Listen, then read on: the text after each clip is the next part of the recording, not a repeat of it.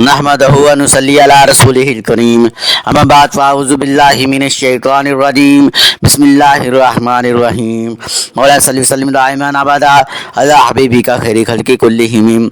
حضرت ابو ہریرہ رضی اللہ تعالی عنہ بیان کرتے ہیں کہ حضور نبی اکرم صلی اللہ علیہ وآلہ وسلم کی خدمت میں ایک دیہاتی حاضر ہوا اور اس نے عرض کیا، یا رسول اللہ صلی اللہ علیہ وآلہ وسلم، میری ایسے عمل کی طرف رہنمائی فرمائیے جسے انجام دینے سے میں جنت میں داخل ہو جاؤں۔